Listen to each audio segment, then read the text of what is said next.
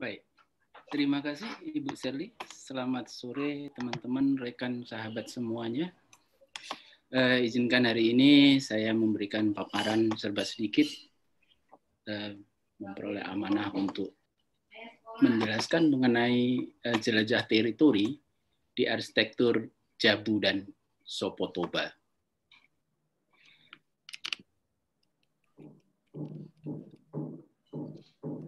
Oras Toba. Nah, ini adalah sapaan khas daerah Tapanuli, daerah Toba, Oras. Bapak dan Ibu, saya perkenalkan dahulu mengenai daerah Sumatera Utara. Kalau di sebelah kiri atas itu adalah kira-kira migrasi para penyintas, para survivor dari Yunan. Kabarnya ini menurut keterangan dari Bapak Dr. Mosensir, bahwa dari Tonkin, Teluk Tonkin, migrasi terjadi ke Palawan, Filipina, sebagiannya ke Toraja, dan sebagainya ke Tanah Batak, ke Tanah Toba. Bapak dan Ibu sekalian, di sebelah kiri juga disampaikan memang ada sedikit kesamaan visual mengenai bentukan dari arsitektur Toba dan Toraja. Yang di tengah, supaya lebih memudahkan di manakah lokasi Bali G, sesuai dengan tajuk kita pada sore hari ini. Kalau Bapak Ibu sampai di Medan, di Kuala Namu Medan, Bapak Ibu silakan nanti ke Lubuk Pakam, Tebing Tinggi, ke kanan ke Pematang Siantar, dan ke Prapat. Prapat adalah Danau Toba. Dari situ Bapak Ibu teruskan ke kanan, ke Porsea, dan kemudian sampai ke Bali G. Bapak Ibu sekalian, menarik sekali kalau di Bali G ini. Kenapa? Karena merupakan pintu masuk utama dari Sungai Asahan, di mana kalau lihat tadi perjalanan petanya dari teman-teman penyintas dari Yunan itu, masuk dari Selat Malaka itu masuk ke Asahan, dan dari sini, dari arah timur, pantai timur Sumatera. Dan berlabuhnya paling dekat adalah Bali G. Nah, Bapak dan Ibu, bisa kita lihatkan, ini adalah bentang alam dari teritori bangunan Danau Toba. Danau Toba terdiri dari beberapa kabupaten mengelilingi Danau Toba. Rumornya adalah bahwa karena banyaknya kabupaten, maka Danau Toba nggak pernah selesai dikerjakan dengan baik. Bapak dan Ibu sekalian, di sebelah kiri yang berpinggiran hijau, maka ini adalah tipe-tipe bangunan arsitektur ya, bangunan arsitektur yang nuansanya hampir sama, Karo, Dairi, Pak Barat, dan kemudian yang sebelah kanan sampai kepada Simalungun. Sementara di daerah yang sebelah kanan, yang pinggiran merah, ini adalah Toba Samosir, Tapanuli Utara, Humbang Hasundutan, mempunyai rona bentuk arsitektur yang hampir sama. Jadi ternyata di sekeliling Danau Toba, kalau dipilah, terdapat hampir dua bentuk yang sungguh sangat berbeda. Nah, penelitian awal saya menyatakan bahwa memang karena yang satu masuk dari Yunan, dan teman-teman yang dari Karo, Simalungun, Pak Barat, dan dari Dairi, mereka datangnya dari India. Ini yang sangat membedakan sekali rona, biarpun mereka bertetangga, tetapi rona arsitekturnya bisa sangat berbeda. Selamat datang di Bali G. Kalau Anda Bapak Ibu sampai di Bali G, maka akan ketemu dengan ini. Onan Balerung Bali G, sejak zaman Belanda, Onan Pasar, itu sudah ada. Balerung digunakan untuk tempat berkumpul bersama.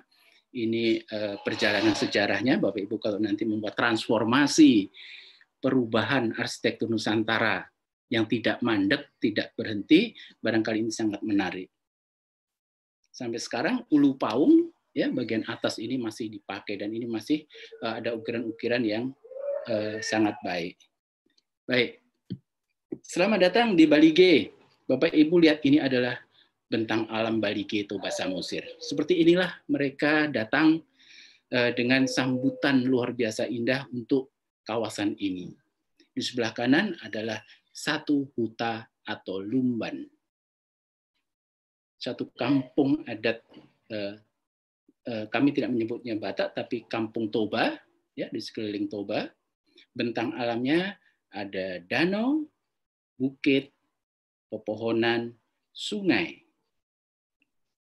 Nah, apa yang menjadi lingkup sajian saya pada sore hari ini mengenai serial Arsitektur Toba? Sebenarnya saya mempunyai 3 seri, tapi pada kesempatan ini saya hanya akan menjabarkan mengenai seri pertama, Bangunan Toba antar tahun 1914 sampai 1918 di Pustaka Tropen, yaitu hasil dari pustaka, kajian pustaka. Kemudian Pustaha Toba, seperti di atas ini ada Pustaha di daerah area Bali G dan sekitarnya. Mudah-mudahan pada seri kedua dan ketiga nanti, yang tahun 40-an dan yang mengkini di Desa Tampan Met dapat disaksikan pada webinar-webinar berikutnya. Bapak dan Ibu sekalian, ini adalah gambar ketika tahun 1914 sampai 1918. Bentang alamnya adalah ada gunung, ada bukit, ada hutan, ada pohon, ya, pohon, kemudian ladang, tanah datar, sungai, dan tentu saja danau. Nah, ini yang akan nanti mewarnai kepada pembacaan teritorial yang akan kita lakukan membaca arsitektur Toba di daerah Bali G. Pertama, tetumbuhan atau pelingkup. Jadi tetumbuhan di suatu hutan atau lumban, tetumbuhan yang dipakai adalah bambu. Apa gubahannya? Kerapatan tumbuhan bambu digunakan untuk mengelola hembusan angin deras, ada duri dan miang menghalangi hewan, dan mungkin manusia yang akan mencoba menerobos teritori hutan dan lumban. Nah, inilah yang digunakan, kemudian tatanan gubahan ini digunakan untuk melingkupi atau menjadi pagar pembatas dari suatu hutan atau lumban. Kemudian ada pohon hariara, pohon beringin, semacam pohon beringin tapi kelihatan lebih rindang rimbun. Ketinggiannya digunakan sebagai tanda orientasi.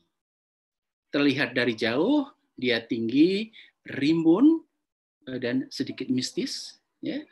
Nah, ini menjadikan aksentuasi yang mudah dikenali sebagai gerbang masuk dari suatu hutan atau lumban. Penanda masuknya teritori dari sini ke sana. Bapak dan Ibu, saya masuk kepada bangunan Jabu atau Sopo. Ada 2 bangunan utama di hutan, di Lumban. Ada Jabu, ada Sopo. Yang sebelah kiri ada Jabu. Ini Jabu, ya, tertutup, ada semacam penutup pardindingan. Sementara untuk Sopo ini tidak mempunyai pardindingan, terbuka. Ini sekilas mengenai konstruksi dari bangunan Jabu dan Sopo. Berkaitan dengan kayu tiang yang saya coba baca, sehingga menghasilkan menjadi teritori bagi manusia Toba. Ini masuk di balatuk, namanya tangga masuk dari bawah. Di dalam suatu skenario ruangan di dalam Jabu Toba, mereka otomatis menempati bidang-bidang tertentu. Kemudian menyebutnya menjadi Parjabu Bona, Parjabu Soding, Parjabu Sohat, dan Parjabu Tampar. Par itu pemilik atau yang menempati. Jadi bangunan ada lapang besar begitu ditempati. Parjabu Bona adalah pemilik rumahnya. Mereka yang dianggap pemilik rumah, saya tidak akan menyebut ini menjadi rumah, pemilik bangunan itu. Kemudian Parjabu Soding itu Boru, anaknya, anak perempuan. Kemudian Parjabu Suat adalah anak laki-lakinya, dan Tampar Piring ini adalah hula-hulanya.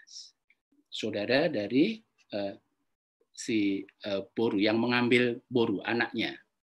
Jadi Bapak Ibu, barangkali kalau di Batak ada di Toba disebut sebagai marga, itu adalah anak laki-laki, kalau anak perempuan disebut Boru.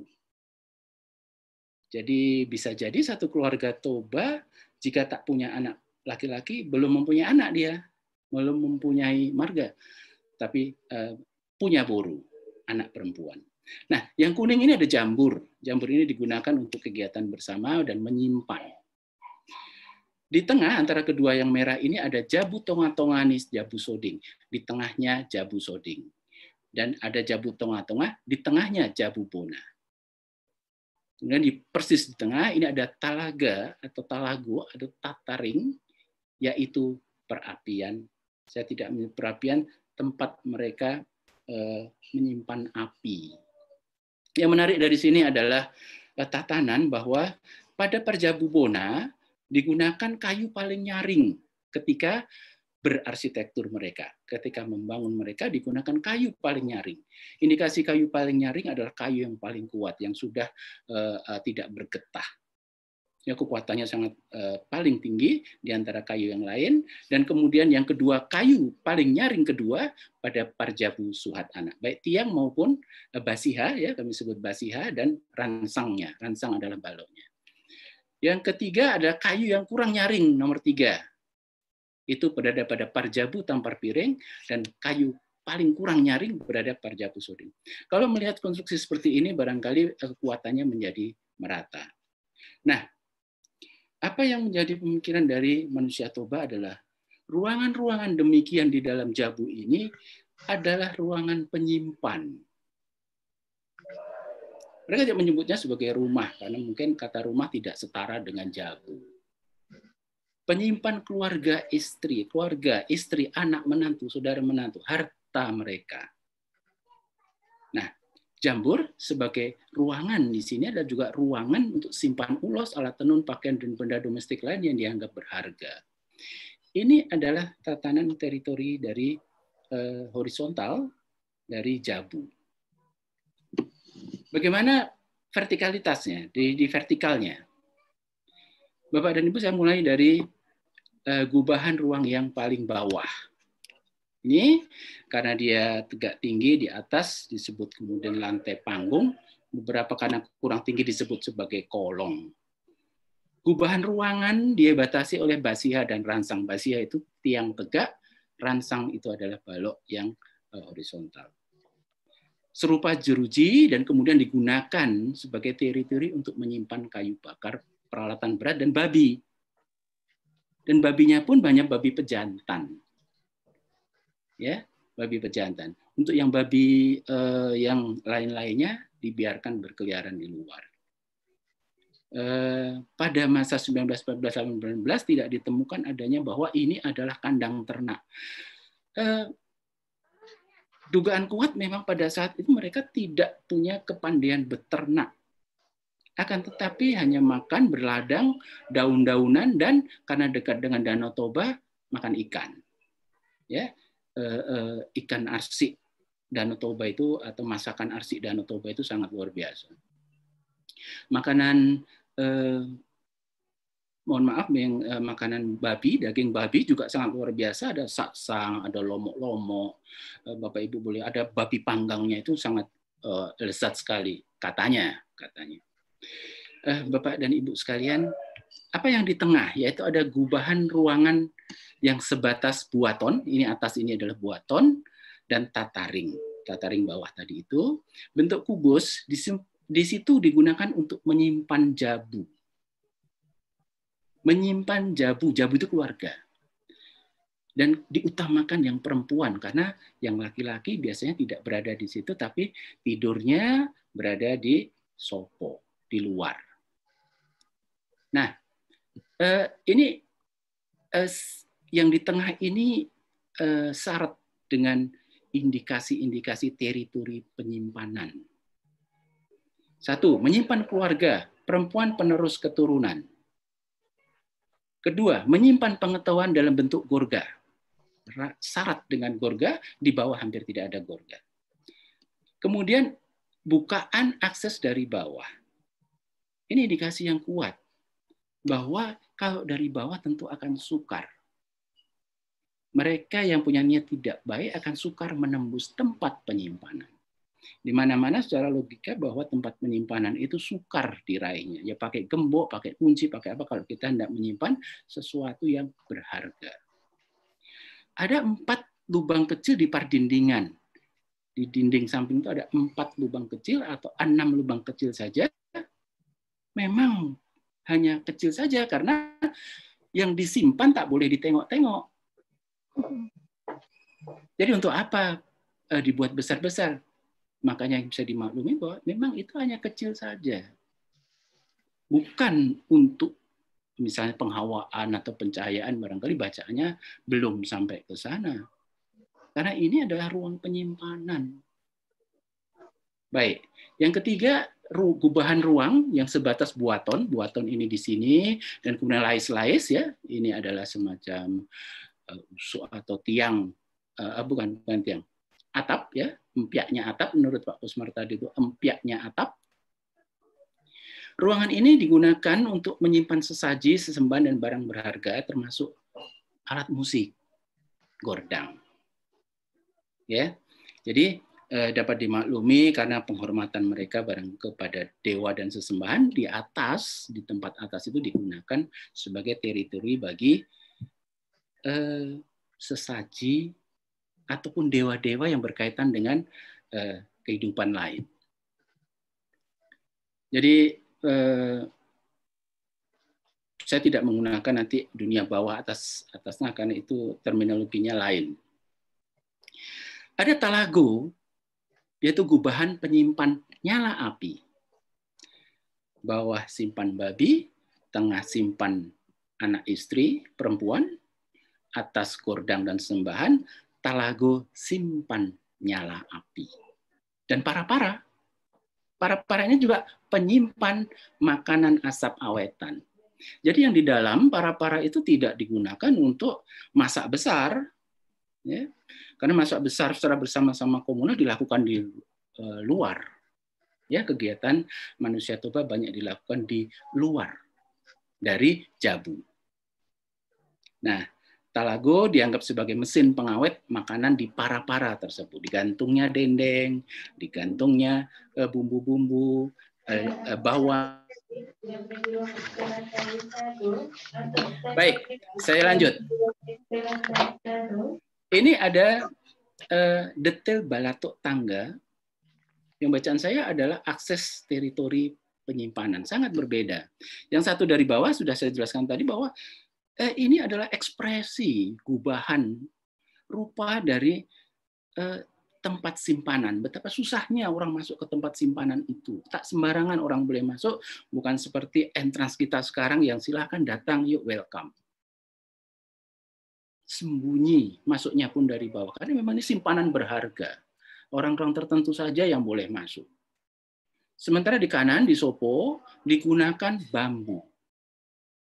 Dan kelihatan rapuh.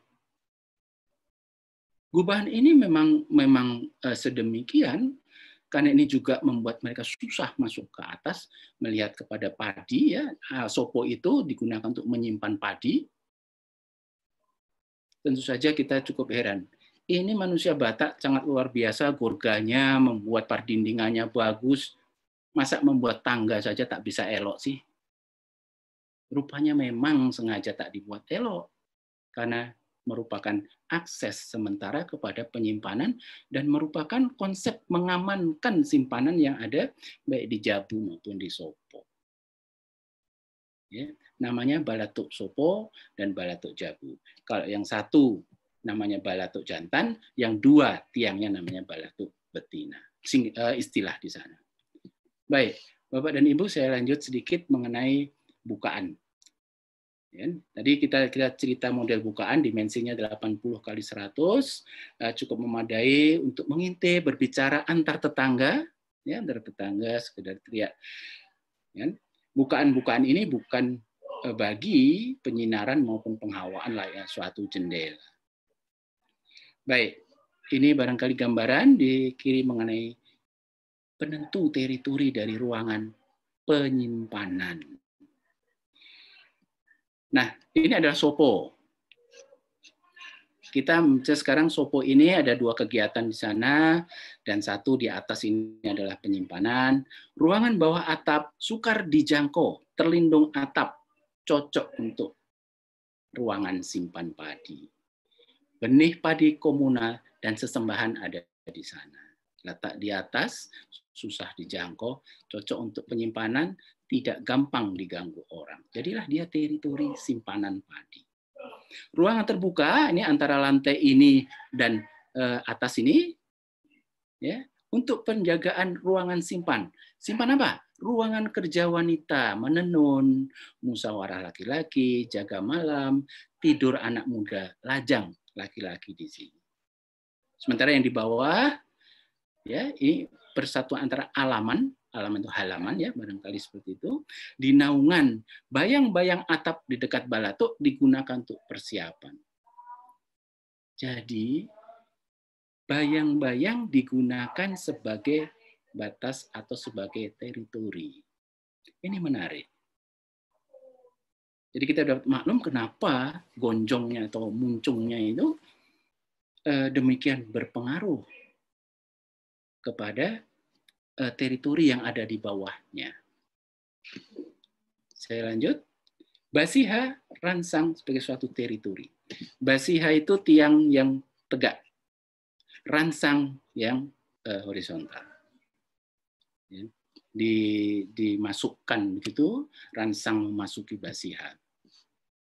Bapak Ibu bisa kita lihat di alaman, di sebelah kanan ini, di alaman besar, ada hurbo pendek. Mereka menyebut hurbo pendek itu kerbau pendek, babi sebenarnya. Nah, alaman berada di keteduhan atap.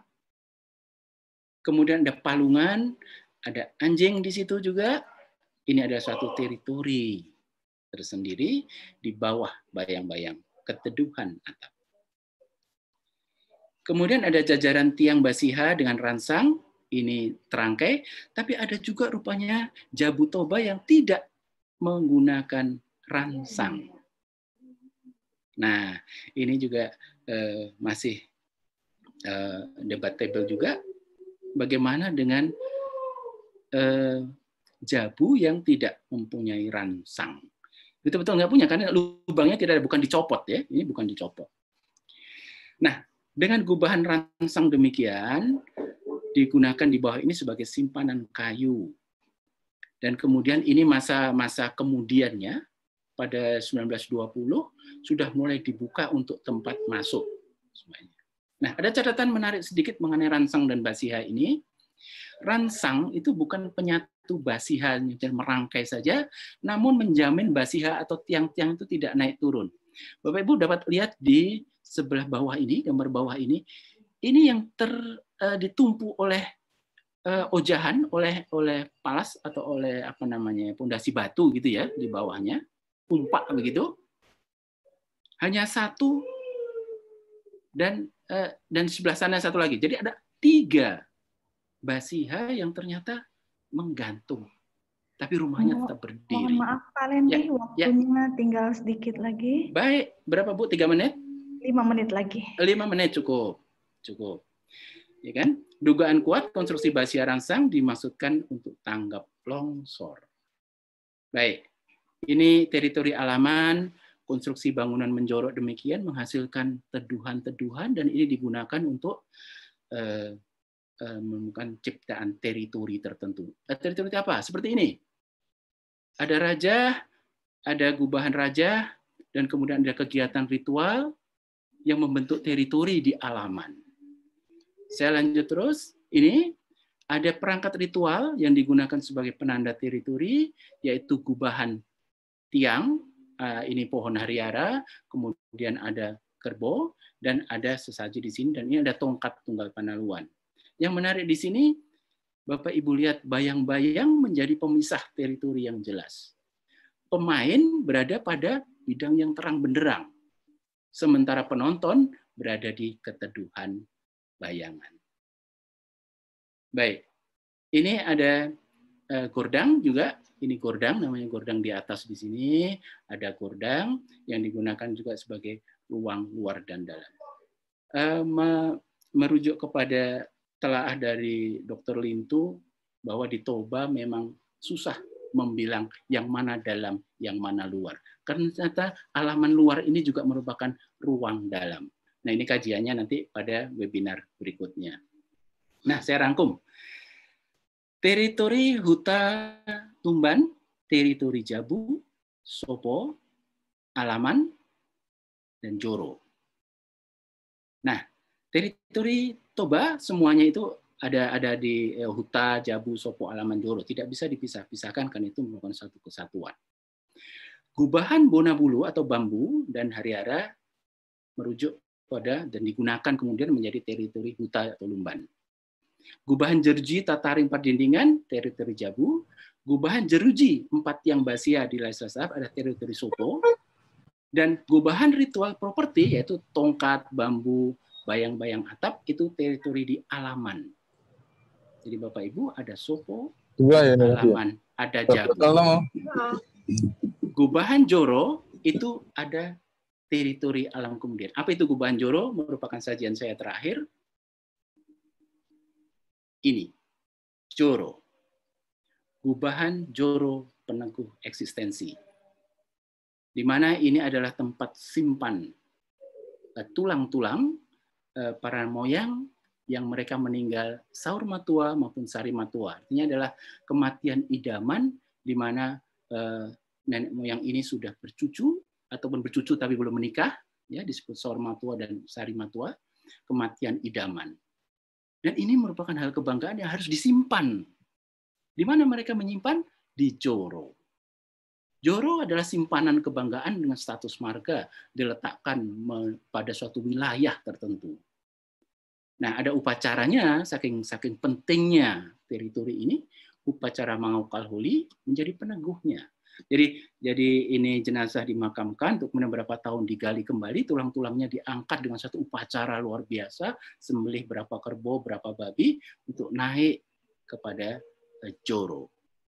Joro adalah teritori terakhir dunia, tetapi mula bagi para penyintas toba di alam lain. Bapak dan Ibu, ini adalah warisan megalitik. Barangkali teringat kepada Waruga yang ada di Manado, di Minahasa, dan sebagainya. Mari kita lanjutkan pada penelitian-penelitian berikutnya. Lebih dan kurangnya mohon maaf. Selamat sore. Baik Pak Lendi, terima kasih atas pemaparannya yang sangat menarik.